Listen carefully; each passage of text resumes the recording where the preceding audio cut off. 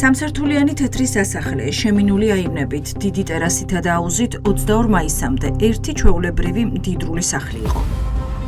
ვიდრე სახელმწიფო უსაფრთხოების სამსახურმა აქ ჩხრეკა არ ჩაატარა და რენე შმერლინგის 13 ნომრიდან ბორკილებ დადებული გენერალ-მაიორი არ გამოიყვანეს. ჩვენ კარის მეზობლები ვართ. გვერდზე ცხოვრობთ? ანუ აქ ცხოვრობდა ოჯახი, ხო? მთელი ეს პერიოდი. კი, აქ ცხოვრობენ, კი. ახობაძეების სახელზე არ არის ეს ბინა? ვერ გეტყვი, ახობაძეების სახელზე არ ვიცი, მაგრამ ერთი ვიცი, რომ ძალიან კარგი ოჯახია, ძალიან კარგი გოგოა თათიაც და ლევანის. გრიგოლ ლილუაშვილის მოადგილის რეალურ საცხოვრებელ სახლს მედია წლების განმავლობაში ვერ აგნებდა.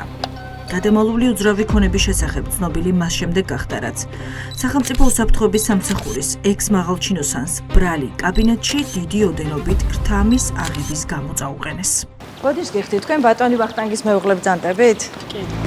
სახლი აუზით, ქონების რეესტრის თანახმად დაკავებული ყოფილი მაღალჩინოსნის ცოლის ძმაზეა გაფორმებული. ვახტანგ კაჭარავას ცოლს, რომელიც მისი მეუღლის სახელზე რეგისტრირებულ სახლში სტუმრად მოვიდა, ვკითხეთ, არის თუ არა ბატონი ვახტანგი მილიონიანი ქონების ფიქტიური მფლობელი. და ეს თქვენ ცხოვრობთ ამ სახლში რეალურად? არ გვინდა რა კომენტარები ძალიან. კომენტარს არ გეკითხებით, უბრალოდ რეალურად ახობაძის სახლია? შაბათის ეთერმა რამდენიმე დღიანი მუშაობის შედეგად დაადასტურა, რომ ბინის ოფიციალური მფლობელი, ანუ ლევან ახობაძის ცოლის ძმა, ოჯახით რეალურად ლისზე ერთ-ერთ საცხოვრებელ კორპუსში ცხოვრობს და ამ კერძო სახლს ნამდვილად ლილუაშვილის მოადგილის ოჯახი მოიხმარს. და არ მიპასუხებ? ტესლას მარკის ეს ავტომობილი, რომლითაც სუსის დაკავებული მაღალჩინოსნის ვაჟი დათა ახობაძე სარგებლობს, ბაბუის, ვალერიანე კაჭარავას სახელზეა გაფორმებული. შაბათის გუნდმა აღმოაჩინა, რომ ამ სახლის გარდა, სადაც ექს-მაღალჩინოსანი ოჯახთან ერთად ცხოვრობს, არსებობს კიდევ ერთი მშენებარე რეზიდენცია ლისზე, გაცილებით დიდი მასშტაბის. ეს სახლიც ლევან ახობაძის ცოლის ძმის, ვახტანგ კაჭარავას სახელზეა გაფორმებული. ერთი მიწისქვეშა და 3 მიწისზედა სართულის მშენებლობა უკვე დასრულებულია. სარემონტო სამუშაოები კი როგორც ჩანს დროებით შეწყვეტილი. სავარაუდოდ ლევან ახობაძის დაკავების შემდეგ, რადგან შუქი ხელოსნებს ანთებული დარჩათ. გამარჯობა. ვისია რეალურად ეს მშენებარე რეზიდენცია ლისზე? რადგან ოფიციალური მესაკუთრე სამშენებლო მასალების კომპანია გროისმანის მფლობელი ვახტანგ კაჭარავაა, ჩვენ მის ძებნას სამშენებლო მარკეტების ქსელში ვაგრძელებთ. თუმცა, ჩვენი არაერთი მცდელობის მიუხედავად, ლევან ახობაძის ცოლის ძმასთან დაკავშირება ვერ მოხერხდა. გამარჯობათ. ბატონი ვახო თუ არის? არა? არ მოდის ხოლმე აქ? კიდევ ერთი სოლიდური უძრავი ქონება, რომელიც დაკავებულ ყოფილ ძალოვანს უფიქსირდება შავი ზღვის სანაპიროზეა. სასტუმრო სულიკო ლევან ახობაძემ მამისგან სულ რაღაც 3 თვის წინ გადმოიფორმა. ახლა ადგილზე სარემონტო სამუშაოები მიმდინარეობს, რაც აჩენს განცდას, რომ გენერალ-მაიორი დაკავებას არ ელოდებოდა და სეზონის დაწყებას უკვე ბიზნესმენის რანგში გეგმავდა. ეს სეზონურია და აწი უნდა გაიხსნას ერთი 10 დღეს თქმელად. სარემონტო სამუშაოები მიმდინარეობს, ხო? ხო. ვინ დაიწყო ის ლევანმა ხო არა თუ მამამისი აგრძელებს, ხო არიცით? ვიცი. ხუთსართულიანი სასტუმრო ურეკში ლევან ახობაძის თანამდებობაზე ყოფნისას აშენდა. მანამდე მიწის ნაკვეთს ლილუაშვილის მოადგილის მამა სულიკო ახობაძე ფლობდა. თუმცა წლების განმავლობაში მიწის ნაკვეთი უფუნქციოდ იყო და ტერასა სულიკო ამ მასშტაბის მხოლოდ 2021 წელს გახდა. არის თუ არა სუსის ყველაზე გავლენიანი ფიგურის დაკავების რეალური საფუძველი კორუფცია? თუ ამ სპეცოპერაციის უკან სულ სხვა მოტივი იმალება? ლევან ახობაძეს სახელმწიფო უსაფრთხოების სამსახურში ლილუაშვილის მმართველობის წლებში მოსმენების სამსახური, პოლიტიკური პარტიები და როგორც ოპოზიცია ამბობს, ქართული ოცნების წევრების კონტროლიც ჰქონდა ჩაბარებული. სუსის უფროსის მოადგილე რომ უნდა აკავეს. თქვენ ხართ შესაბამისი კომიტეტის წევრი, ანუ თქვენთვის ეს სიურპრიზი იყო, არ იცოდით, რომ ასეთი მძიმე დანაშაული ხდებოდა სუსში? მას ძალიან დიდი რამეები ევალა, ხო იცით, თქვენს არჩევნები, პოლიტიკა, მოსმენები. ყველაზე ბინძური საქმე რაც არის ისაკეთებდა. შემთხვევით ხო არ შეეშინდა ქართულ ოცნებას. და ხომ არ გამოამწყდიეს იმიტომ რომ პირი არ გააყოს ბატონ ზვიად. ლევან ახობაძის თემა ოცნების პარლამენტარებისთვის დიდი ტაბუ გამოდგა. კაცი, რომელიც ყველა მათგანს უსმენდა და თითოეულზე ყველაფერი იცის, ახლა ამოქმედებული ნაღმივითაა. მასზე არც კარგის თქმა შეუძლიათ და ცუდის თქმასაც ერიდებიან. რამდენად მტკივნეული იყო ეს თქვენთვის როგორც გუნდის წევრისთვის, იმიტომ რომ მასზე იდგა ძალიან დიდი ხანი უწყება, ხო? აუჩქარონ აბეც. ეს კაცი გისმენდათ, გითვალთვალებდათ, დანოსებს ადგენდა ბატონო ანტონ. იცოდით? აგიგრძალეს? ამ თემაზე თუ ზოგადად აგიგრძალეს ბატონო ანტონ? გუნდმა გიგრძალათ ჩვენთან საუბარი თუ ეს თემაა ტაბუდადებული? გეუბნებით რომ არ გეწერებით. თამის გამო დაიჭირეს? ნახავთ ამდე ის. ხანს ვერ გაიგეს ეს ამბავი? კარგად, დროებით. იქნებ ბევრი ინფორმაციის მატარებელია მნიშვნელოვანის ბატონო. მე 4 ჯერაც გაგიმეორებს, რატომ რომ არ გაქვთ გეწერებით. ეს ისა პრობლემა? არ გაძლევთ ინტერვიუს. რატომ ბატონ გიორგი, იქნებ სათქმელი არ გაქვთ არაფერი. ესეც ინტერვიუს ნაწილი იქნებოდა რომ ძალოვანი უწყება რა. ნახავთ კარგად. ბატონო, საქმის კურსში არ ხართ? ლილუაშვილის მოადგილე რომ დააკავეს ქრთამის აღებაზე კაბინეტში რომ ქრთამს იღებდა. არ გაგიგიათ? ტელევიზორს არ უყურებ? წინაც არაფერზე არ უნდა ვთქვათ. ეს ხო იცით რომ აპრიორი რომ ის არის დამნაშავე. გაანიხილავენ, არის არსებობს პროკურატურა, არსებობს გამოძიება და არსებობს სასამართლო. თქვენ იყავით მოადგილე. თქვენთვის სიურპრიზი იყო ეს ამბავი რომ ქრთამს იღებდა. სუსში მუშაობდით ბატონო ლევან. ალექსანდრე ტაბადაძე თავადაც სუსის უფროსის მოადგილე იყო, თუმცა ახლა ლევან ახობაძესთან გამიჯვნის გადაწყვეტილება მიიღო. ალბათ იმიტომ, რომ საჯარო წყაროებში გავრცელებული ინფორმაციით ახობაძე იყო კაცი, რომელსაც ოცნების ხელისუფლებამ პოლიტიკოსების არჩევნებისა და ქუჩის, ეგრეთ წოდებული ტიტუშკების კონტროლი, ანუ პოლიტიკური ჟანდარმერია ჩააბარა. ახობაძე უსმენდა, უთვალთვალებდა და კომპრომატებს აგროვებდა ყველაზე, ვინც ივანიშვილის გუნდში იყო და მათზეც, ვინც ამ გუნდს უპირისპირდებოდა. შაუბნელი საქმე ლილუაშვილის სუსის და არა მხოლოდ ის სისტემაში რამდენადაც მახსოვს მანამდეც იყო მთლიანად ეს კაცი. პოლიტიკური ჟანდარმერიის ნაწილი სიბინძურეების და ამ შემდეგ, მათ შორის იმისი, რაც მე წავიკითხე, მათ შორის იმისი, რაც მე კრეფსებში გამოქვეყნდა, იყო ახობაძე და აქ სამკითხავ არაფერი არ არის, იმის გამოიტანა ეს აბუთები და ინფორმაციები და ეს ეთერშიც ვთქვი მაშინ, რომ სუსიდან გამოვიდა პირველ წყაროსგან ეს კაცი იყო. ახლა მან დაასახელა პირდაპირ, ანუ წყარომ პირდაპირ გითხრა, რომ მასთან მუშაობდა. გაგაცნობთ ადამიანებს, ვინც გვითვალთვალებს, გვიღებს და ნიკა გვარამიამ სუსის ფაილების პირველი ნაკადი პირდაპირ ეთერში გადაცემის წამყვანის რანგში 2021 წელს გაასაჯაროვა. მაშინ მან პირველად ახსენა ლევან ახობაძე, როგორც მიყურადებების ავტორი და გამავრცელებელი. პირს კს სასიყვარულო ურთიერთობა აქვს ერთ-ერთ ახობაძის სახელს უკავშირდება ეკლესიის მაღალი იერარქების თვალთვალიც. ნიკა გვარამია ამბობს, რომ ლილუაშვილის მოადგილის თავისუფლება არა ქრთამს, არამედ იმ ფაილებს შეეწირა, რომლებიც სუსის ყოფილ მაღალ ჩინოსანს, მათ შორის ბიძინა ივანიშვილის შესახებაც ჰქონდა შეგროვილი. Боря. Володь, привет. Привет, родной. Боренька, не могу не поздравить тебя с днем рождения. ბიძინა ივანიშვილს რომ უსმენდნენ, ეს ცხადი 2023 წელს გახდა, როდესაც ქართველი და რუსი ოლიგარქების სატელეფონო საუბრის ჩანაწერი გამოქვეყნდა. მაშინ დაიმსხვრა მითი იმის შესახებ, რომ ქვეყნის არაფორმალური მმართველის მოსმენას ვერავინ გაბედავდა. მით უფრო რომ ევტუშენკოვი არ იყო ერთადერთი, ვისთან საუბარიც ოლიგარქ ჩაუწერეს.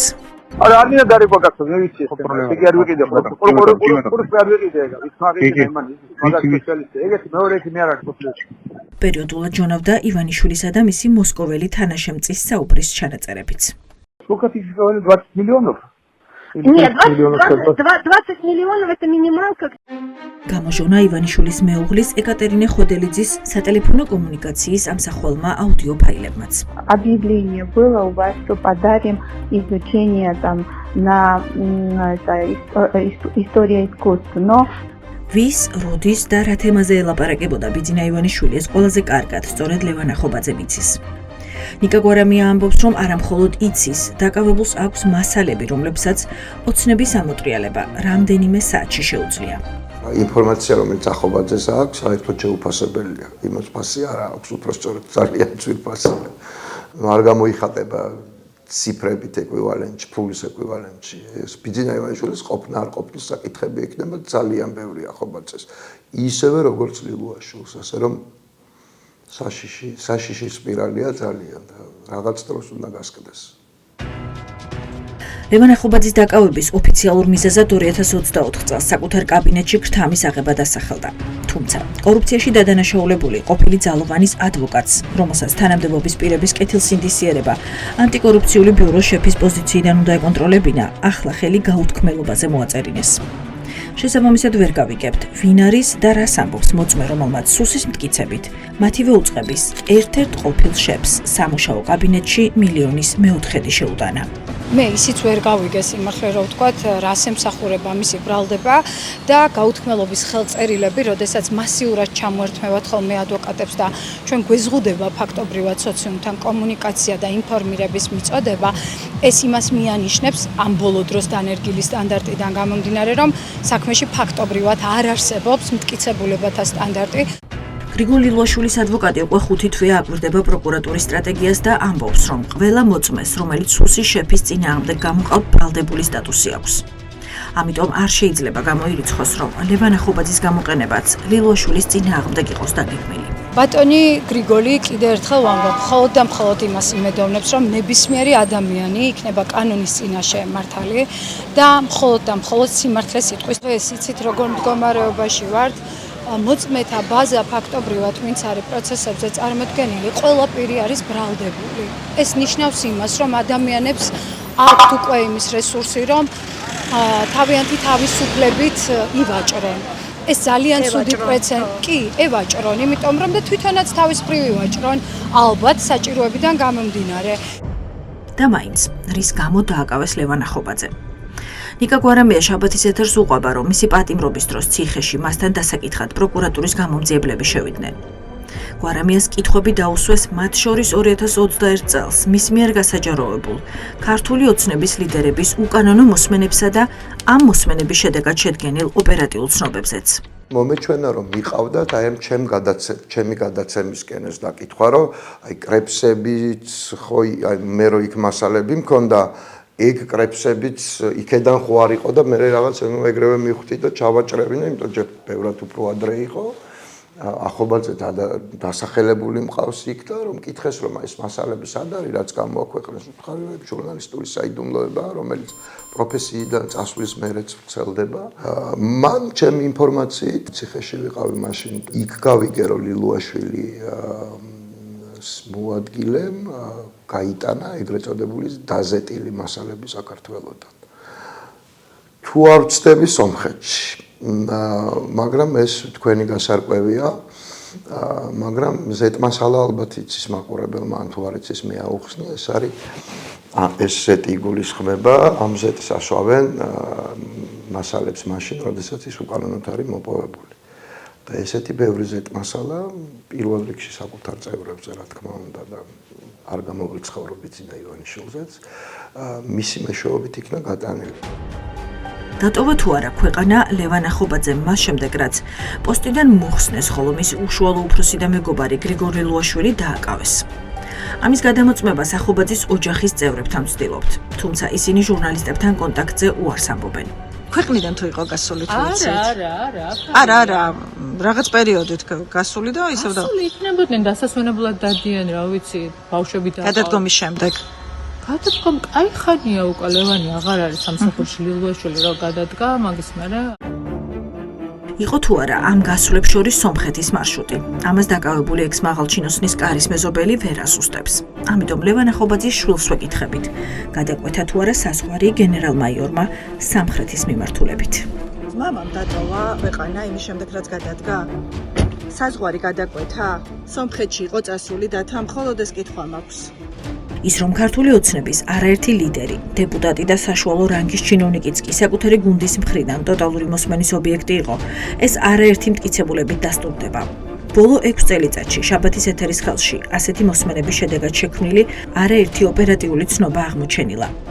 ვაშაძე რო დამიყენეს, ვინ დამარწმუნებს, რომ ვაშაძე არ იყო მათი პროექტი. ვერავინ ისე დამიყენეს ისანში, ვითომ კარენოი ნავთლუღელი იყო, ავლაბრელი ან ხო, არ არის. ისე დადგა გაწვდით, გასეხლა იქ დაპატებული გაზრდილი იყო. ანუ ეგ არის ხო? კახიშვილი ერთ-ერთი იყო, ვინც თან ოცნების დეპუტატი იყო და თან მისივე გუნდის მოსმენების ობიექტიც. კახა ამას აკეთებს, კახა იმას აკეთებს, კახა ამას ხვდება, კახა იმას ხვდება. უსმენდნენ სხვებსაც. წლების წინ შაბათის ეთერის ხელში აღმოჩნდა მაგალითად ვანო ზარდიაშვილის მოსმენის ფაილებიც. ეცნობათ ხო ტექსტი? კი, მეცნობ. უსმენდნენ არამხოლოდ საპარლამენტო გუნდს, არამედ რიგით მეოცნებებსაც. მაგალითად, მთაწმინდის გამგებელი კონტროლის არეალში მას შემდეგ მოექცა, რაც ბიძინა ივანიშვილის გუნდი დაეჭვდა, რომ ის ოცნების გამარჯვებისთვის ყველაფერს არაკეთებდა. მაშინ მაღაზიაში საბანკო ბარათით განხორციელებული ტრანზაქციით დაადგინეს, რომ კირკიტაძე წინა საარჩევნოდ ავადმყოფობას იგონებდა.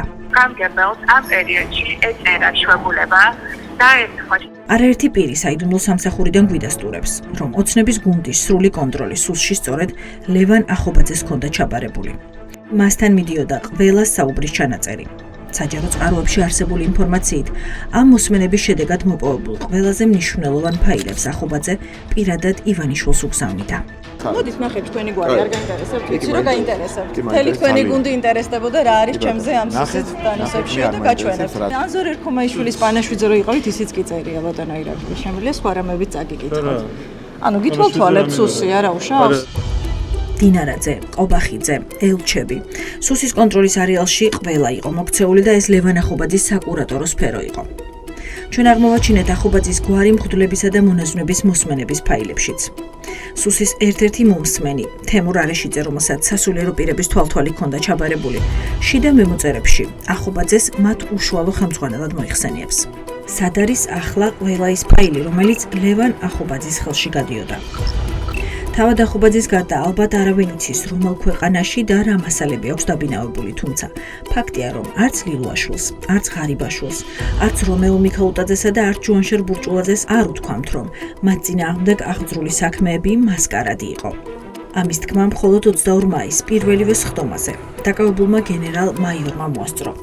თუმცა ყველა შემდეგი სხდომა უკვე დახურული იქნება და ვერც ადვოკატი გამოიტანს ამბავს დარბაზიდან, სადაც საბრალდებულს გავს. ოცნების ხელისუფლებისთვის პანდორას ყუთის შემქმნელი დაიკავებს. ივანიშვილის წარმოდგენაში ეს მეტად განეიტრალებულია ეს საფრთხე. კომპრომატები არ გაქრებოდა, რა თქმა უნდა. ეხლა აი ვინ უნდა იყოს, არა თუ ახობაძე და მსგავსად გამოცდილი ადამიანი ან გრიგოლ ლილუაშვილი, აი ვინ უნდა იყოს, რომ მსგავსი საფრთხე გემუქრებოდეს ივანიშვილისგან და შენ რაც შენში არის ერთადერთი გადაჩენის კოზირი შენს ხელში, ის არ გადამალო და არ შეინახო ისე, რომ როცა საქმეზე მიდგება, ამან დღიშუქი იხილოს და იქნებ თავი გადაირჩინოს. კაცი, რომელმაც შევარდნაძისა და სააკაშვილის მმართველობისას იმუშავა ყველაზე დიდი გავლენებით, მაინც ახლა ქართული ოცნების პირობებში სარგებლობდა. ყოფილი ძალოვანების ინფორმაციით ისუნთებდა მწვანეს, ვინ უნდა ყოფილიყო მერი, გუბერნატორი და საკრებულოს თავმჯდომარე. მას ჩაატარებინეს ბოლო 2024 წლის არჩევნებით, სადაც ახობაძეს ებარა კაპიტნებიც და ტიტუშკებიც. მისი ქოლგის ქვეშ მოქმედებდა გიორგი შინჯიკაშვილი და მისი დაჯგუფებაც. ლევან ახობაძე ქართულ ოცნებამდეც მუშაობდა მაღალ თანამდებობებზე ამ საპოლიციო სისტემაში და მნიშვნელოვანი გავლენით სარგებლობდა. ისიც არის, ასე ვთქვათ, ცნობილი, რომ საკმაოდ კარგი პროფესიონალი იყო მისი საქმის და გენერალ მაიორიც ასე დინარაძესავით ერთ ღამეში არ გამختარა და ნამდვილად დამსახურებით მოვიდა აქამდე. უბრალოდ ეხლა რატომაც საბოლოო ჯამში ის აღმოჩნდა ამ კორუფციული სქემის ნაწილი და ერთ-ერთი შემქმნელი, ეს არის ბიზნესმენის რეჟიმი, რომელმაც ეს კლიმატი შექმნა და საიდანაც ეს დაკვეთა მოდიოდა. ლევან ახობაძე ახლა ქართული ოცნებისთვის საფრთხესთან ერთად შესაძლოა კოზირიც აღმოჩნდეს. ის არის ერთადერთი პირდაპირი მოწმე, რომლისგანაც ლილუაშვილის წინააღმდეგ ჩვენების მიღება თეორიულად შეუძლიათ. გამძლეობის ტესტის ჩაბარების ათვლა ჯერ მხოლოდ 1 კვირაა დაიწყო. ახლა გრიგოლ ლილუაშვილი არ გაწყდა, როგორც ამბობენ, ახლა გადაწყდა ახობაძის დაკავება, რომ ის წინააღმდეგ ჩვენება მისცეს. არ ხართ საქმის კურსში ამის თავებაზე. ანდრია ლილუაშვილი დაკავებულია, ბიჭი კოპაიკიძე, ახა გვანცელაძეს ბრალი აქვს წაყენებული. და არ ფიქრობთ, რომ ახობაძეც მათ რიგებშია? ლევან ახობაძე სუსში გრიგოლ ლილუაშვილის საყრდენი იყო. სპეცსამსახურების შეფად დანიშნულმა ლილუაშვილმა მისი სანდო კადრი წინა პლანზე მრავალწლიანი ჩრდილში ყოფნის შემდეგ წამოსწია. მათ მჭიდრო კავშირს არც ლილუაშვილის ადვოკატები უარყოფენ. ეს რომ გარემოცვა, რა თქმა უნდა, ერთად საქმიანობდნენ, ერთად იყვნენ. ვანიდან იყვნენ ერთად? კი, რა თქმა უნდა, გასაგებია ყველაფერი. გაჩენილ ეჭვებსა და მოსაზრებებს ფაქტობრივად ადასტურებს პროკურატურაც. გრიგოლ ლილუაშვილის საქმის პროკურორი ვერ უარყოფს, რომ სუსის ექშეფის წინააღმდეგ შესაძლოა ახალი სისხლის სამართლის საქმე დამატებით აღიძრას და ამ საქმის მოწმეებს შორის ბრალდების მხარე ლევან ახობაძის გვარი ჩაწეროს. რამდენად შესაძლებელია მოვისმინოთ მალე თქვათ ლევან ახობაძე იყოს მაგალითად გრიგოლ ლილუაშვილის წინააღმდეგ ჩვენების მიმცემ. კონკრეტულ პირებზე ვინც შეიძლება სამომავლოდ დაიკითხოს სასამართლოში ამ პირების სახელებს და გვარებს და მათ მიერ მოსაწოდებელი ინფორმაციის შინაარს ვერ ვაჟღერებ. კიდევ ერთი ვერსია, რომელიც ლევან ახობაძის დაკავების სავარაუდო მიზეზად განიხილება, ისევ და ისევ ბიძინა ივანიშვილთან მიდის. კონფიდენციალური წყარო ოლიგარქის გარემოცვიდან ამბობს, რომ გენერალ-მაიორის დაპატიმრება მილიონების ამოღების დიდი სპეცოპერაციის ნაწილია. ლილუაშვილი დაკისრებულ თანხას არ იხდის და მასზე ზეწოლის მოსახდენად ვანური კლანის კიდევ ერთი წევრი ციხეში ამიტომ ჩაუსვეს. ამ კლანის კიდევ ერთი წარმომადგენელი, სუსის ასევე ყოფილი მოადგილე გიგა ნიკოლეიშვილი ერთადერთია, ვინც თავისუფლებაზე დარჩა და ვის დაკავებასაც ახობაძის შემდეგ ვარაუდობენ.